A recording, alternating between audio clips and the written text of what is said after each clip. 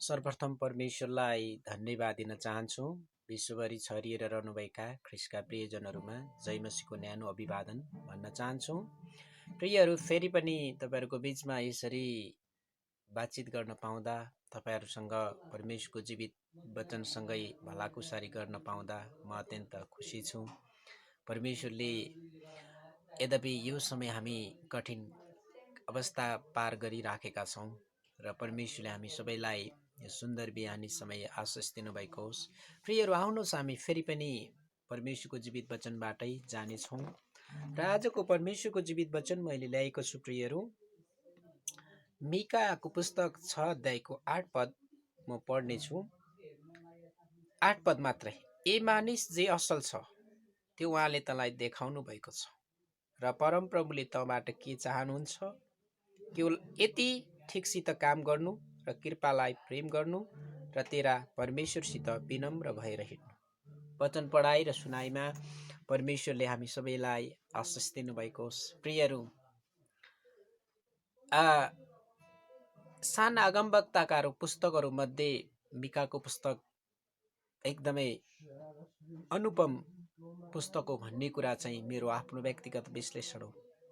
विशेष गरी एसायाकै समयमा ईसापूर्व 760 देखि 765 को बीचमा मिकाले परमेश्वरबाट पाएको दर्शन र प्रकाशलाई यो पुस्तकमा व्याख्या गर्छन्। र विशेष गरी प्रियहरू, मिका एउटा साधारण किसान परिवारबाट आएका व्यक्ति थिए। जब परमेश्वरले उहाँको राज्यमा एउटा अगमवक्ताको रूपमा बोलाउनु भयो, परमेश्वरले मिकाको जीवनलाई एकदमै अचम्म प्रकारले प्रयोग गर्नुभयो। अनि मिका अगमवक्ताले यीशुको भविष्यवाणीको बारेमा मिका 5:2 पनि स्पष्ट बताउँछन्। र आज प्रियहरू, संसार एकदमै कठिन अवस्थामा गइराखेको छ र परमेश्वरको जीवित वचनले भन्दछ फेरि एकपटक, अनि ए मानिस जे असल छ त्यो उहाँले तँलाई देखाउनु भएको छ। र आजको वचनको शीर्षक भन्नु पर्दाखेरि जे परमेश्वरले देखाउनु भएको छ, जे असल कुरा छ त्यसमा लागिरहनु, जे असल कुरा छ त्यसमा लागिरहनु। अनि ए मानिस परमेश्वरले सम्बोधन गर्दै हुनुहुन्छ। यहाँनिर परमेश्वर बातचित गर्न चाहनुहुन्छ। परमेश्वरले उत्पत्ति 1 अध्याय अनुसार परमेश्वरले मानिसलाई आफ्नै स्वरूप र प्रतिरूपमा सृष्टि गर्नुभयो। उत्पत्ति 2:7 अनुसार प्रियहरू, उहाँले भूमिको माटो लिनुभयो, नाकमा जीवनको सास फुकिदिनु भयो, अनि मानिस जीवित प्राणी भएको छ। अनि यहाँनिर परमेश्वरले एउटा संरचना, एउटा इन्स्टिट्युसन सुरु गर्नुभयो, जुन इन्स्टिट्युसनलाई हामी पारिवारिक जीवन भन्न सक्छौँ। मैले धेरै पटक भन्ने गरेको छु, परमेश्वरले 2टा महत्त्वपूर्ण इन्स्टिट्युसन सारा संसारका यावत मानिसलाई दिनुभएको छ। पहिलो परिवार, दोस्रो मण्डली। र अदनको बगैँचामा आदम एक्लो भएको अवस्थामा परमेश्वरलाई उसको सहीको खाँचो छ भनेर परमेश्वरले हव्वालाई आदमकै करङबाट बनाउनु भयो।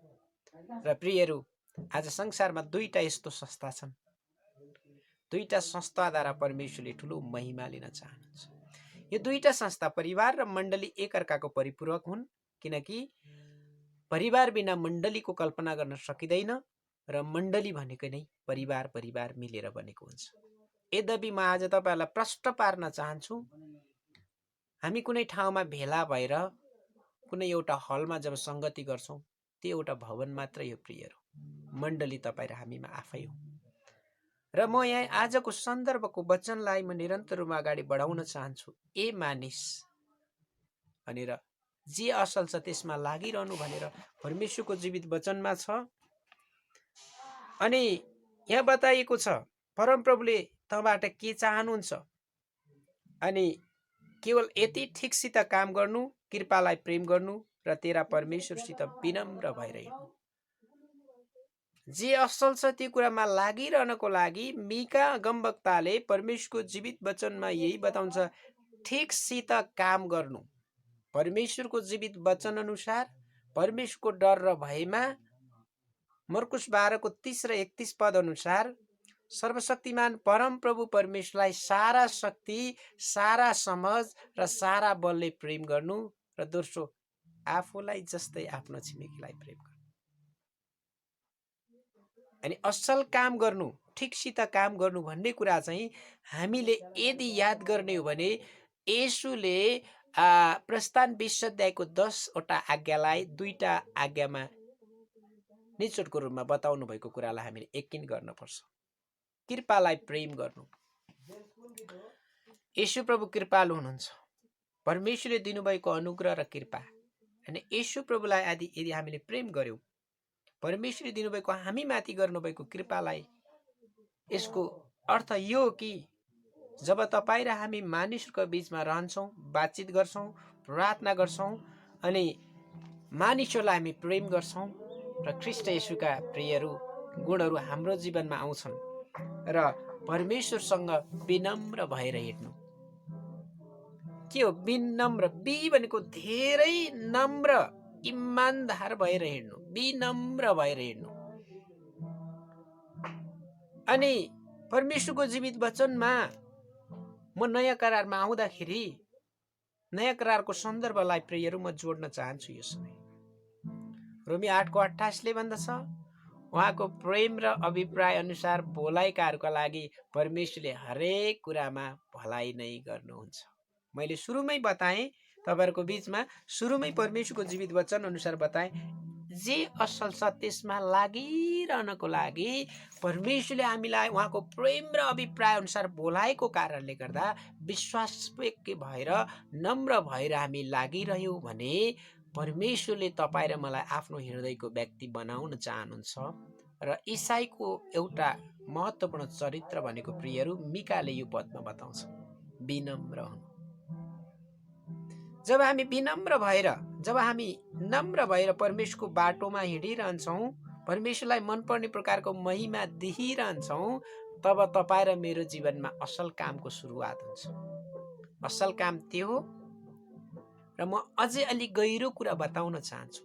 असल, सबैभन्दा असल काम हुनुभन्दा अगाडि तपाईँ र मेरो जीवनमा असल सम्बन्ध परमेश्वरसँग, सिधै माथि ठाडो सम्बन्ध, अनि मानिसहरूसँग तेस्रो सम्बन्ध।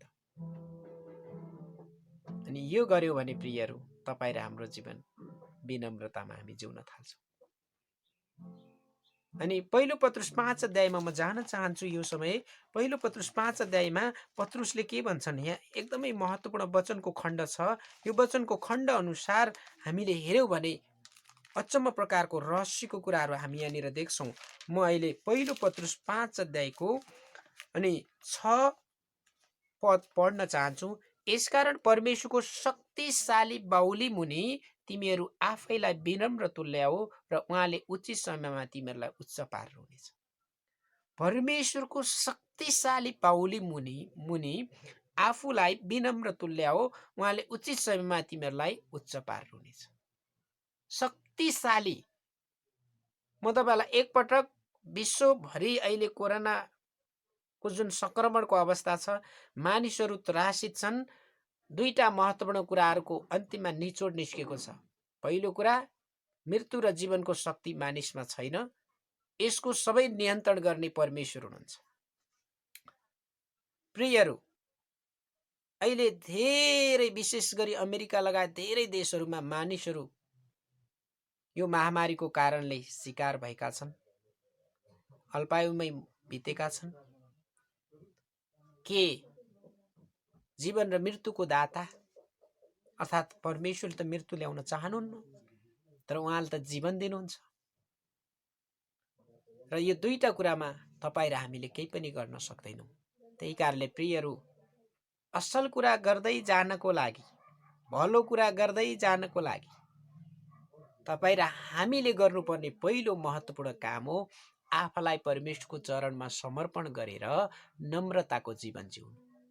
अनि त्यसपछि 7 पदले तिमीहरूका सारा फिक्री उहाँलाई अर्थात् परमेश्वरलाई सुम्पिदियो, किनकि उहाँले तिमीहरूको वास्ता गर्नुहुन्छ।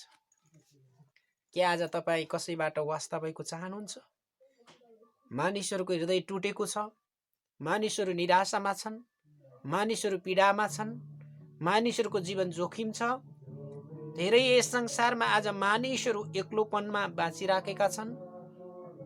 पास्कल भन्ने व्यक्तिले, वैज्ञानिकले यस्तो भन्छन्, मानिसको हृदयमा एउटा यस्तो ठाउँ छ, रित्तो ठाउँ छ, त्यो ठाउँलाई कुनै पनि प्रेमले भर्न सकिँदैन।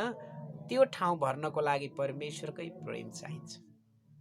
मिका अगमवक्ताले मिकाको 6:8 भने जस्तै असल कुरा गर्दै जानको लागि तपाईँ र हामी ईसाई जीवनको सबैभन्दा महत्त्वपूर्ण कुरा हो नम्रताको जीवन जीवन।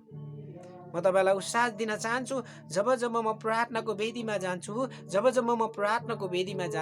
मेरो प्रार्थनाको विषय यही हुन्छ कि प्रभु मलाई नम्र बनाउनुहोस्, मलाई इमानदार बनाउनुहोस् र मलाई विश्वासयोग्य बनाउनुहोस्। परिस्थितिहरू जस्तो सुकै होस्, जस्तो सुकै चुनौतीहरूको सामना गर्न परोस्, आज परमेश्वरले तपाईँ र मेरो जीवनबाट एउटै कुरा चाहनुहुन्छ, नम्रताको जीवन।